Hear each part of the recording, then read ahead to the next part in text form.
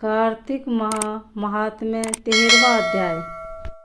कार्तिक कथा को सुनो, सभी सहज मन लाए। 13वां अध्याय लिखो, श्री प्रभु शरण में आए। दोनों ओर से गदाओं, बाणों और शूलों आदि का भीषण प्रहार हुआ। दैत्यों के तीक्ष्ण प्रहारों से व्याकुल देवता इधर उधर भागने लगे तथा देवताओं को इस प्रकार भयभीत हुआ देखकर गरुड़ पर चढ़े भगवान युद्ध में आगे बढ़े और उन्होंने अपना सारंग नामक धनुष उठाकर बड़े जोर का टंकार किया। त्रिलोकी सावधित हो गई। पल मात्र में भगवान ने हजारों दैत्यों के सिरों को काट गिराया। फिर तो विष्णु और जलंधर का महासंग्राम हुआ। बाणों से आकाश भर गया। लोग आश्चर्य करने लगे।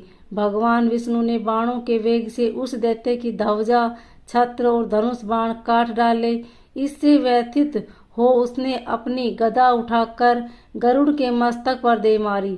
साथ ही क्रोध से उस दैत्य ने विष्णु जी की छाती में भी एक तीक्ष्ण बाण मारा। इसके उत्तर में विष्णु जी ने उसकी गदा काट दी और अपने सारंग धनुष पर बाण चढ़ाकर उसको बींधना आरंभ किया।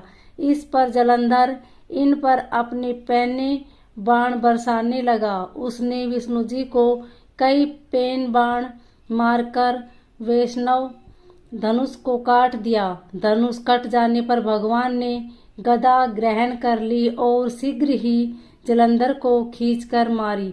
परंतु उस अग्निताव अमोद गदा की मार से भी वह दैत्य कुछ भी चलाए मान न हुआ।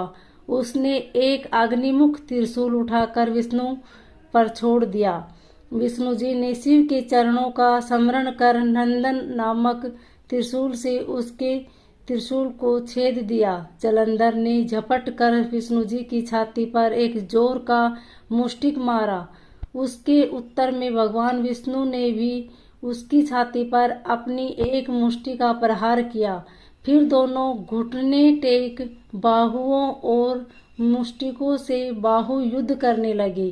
कितनी ही देर तक भगवान उसके साथ युद्ध करते रहे।